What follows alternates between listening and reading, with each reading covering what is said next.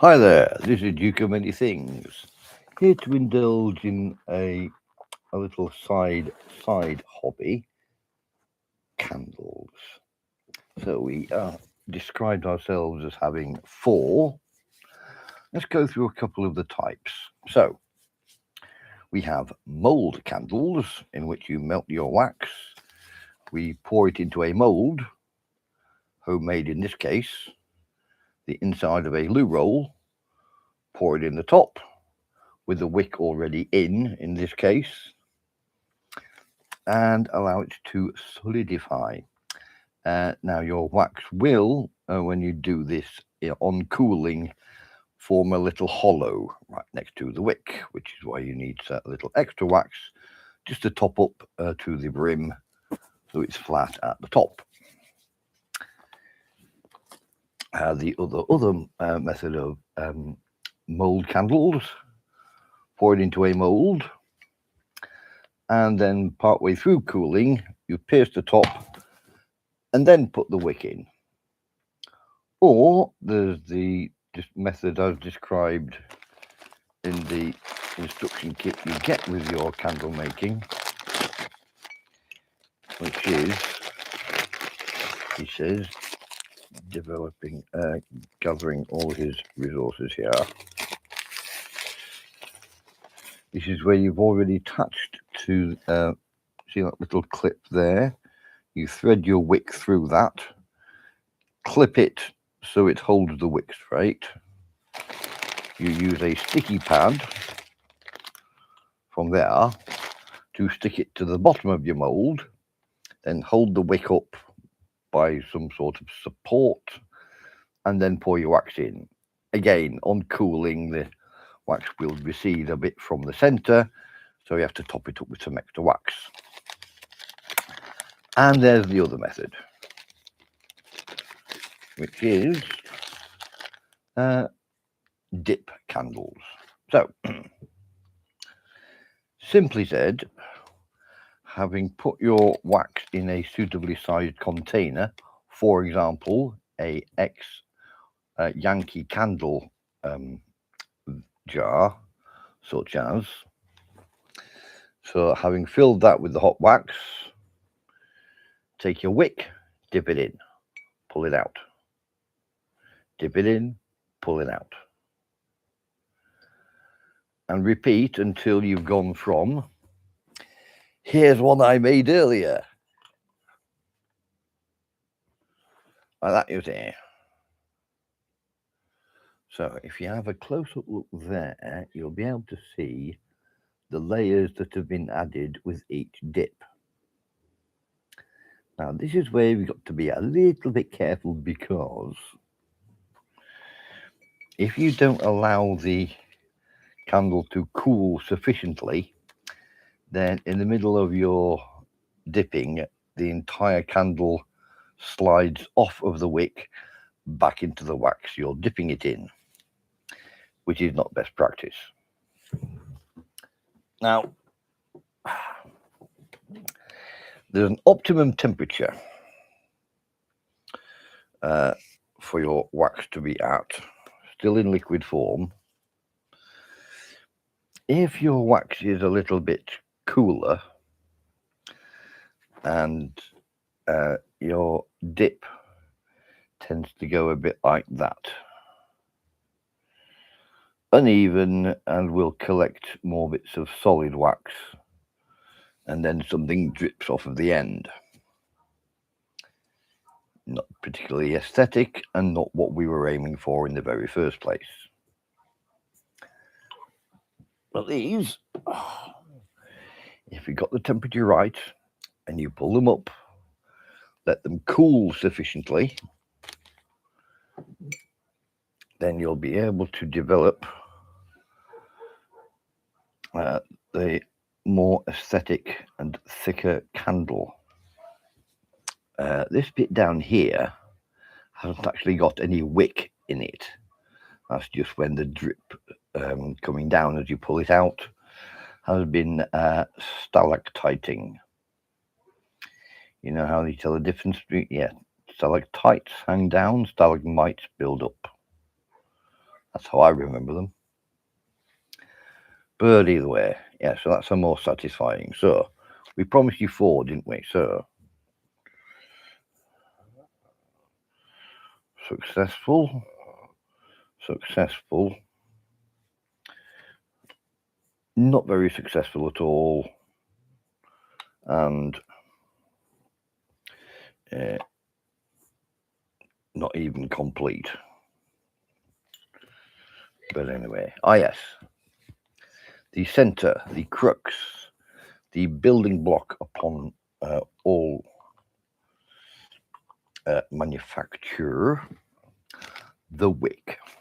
Now, in my kit, I have the wick like this,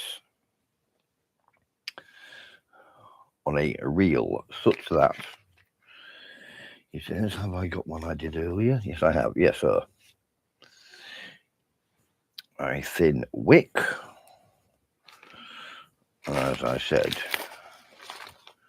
threading it through, little knot in the bottom, clip it to give, he says, having a go. It's less fiddly then. Okay, let's put a stopper knot round there, a figure 8 knot, for example. You're always going to waste some wick, so don't worry about it. Yeah, so that at the bottom of there. So that's the bit you stick using the sticky pads to the bottom of your mold. He says reaching for a sticky pad. So double-sided sticky there. So first off, stick it to the wick and holder. Peel off the other side.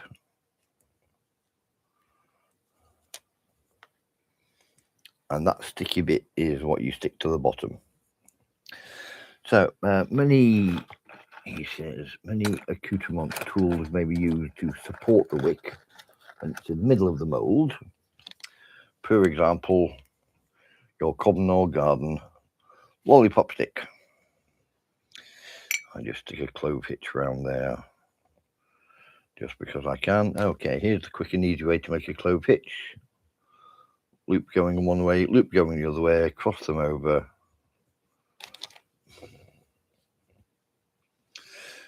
And pull tight. So that is now ready to stick to the bottom of your mould. That's supported by the top of the mould. Fill up, allow to cool, top up a bit more. Easy as. Okay. Now for this one, can you see I've gone for, I've braided 4 wick lengths together. It's like plaiting that you do for hair, etc. But you've done it with 4 instead. Stay method. Left outside goes to the middle, right outside goes to the middle, left out, and so on and so on, just like that. These are skills I don't know get taught any longer. Braiding and plaiting. But either way, getting everything back where it belongs, so I know when to find it when resources become available again. Stick you in there, seeing as you've become, yeah, do you know, getting all the bits to go back in the bag they came from.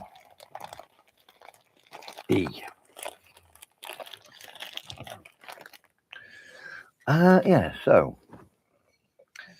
this is my thus far collection of dice. Yeah, closer look at the braided together 4 there, and that's the candle they're attached to. Yeah, so these mold candles, they will tend to leak at the bottom. So it's timing it to allow it to solidify at the bottom before you start to top it up all the way.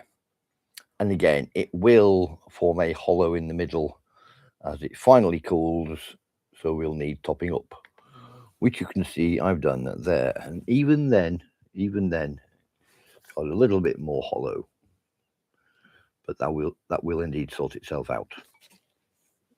Any road.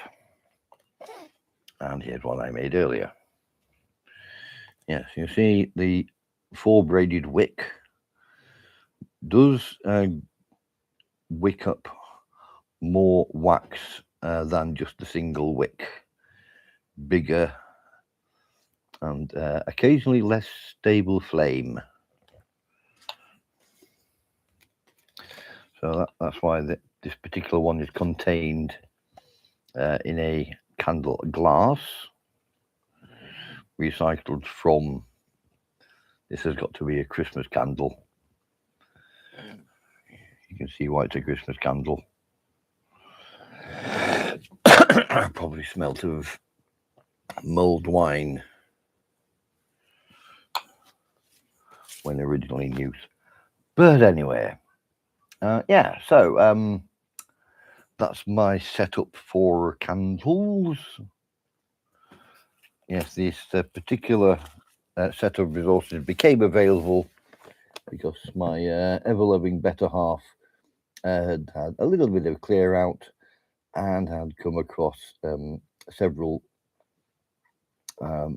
nearly burned out, nearly all the wax gone, well, 2/3 of the wax gone of the Yankee candles.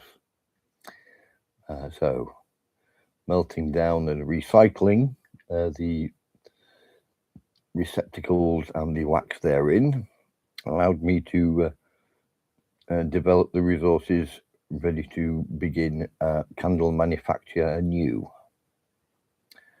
I don't actually sell any of them, I just like making them and lighting them. It's the male thing about flame. What can I tell you? But anyway, that's all from Duke of Many Things here. And as I always say, ars in extra est candelam. Terry Pratchett reference for you. Ta-ra!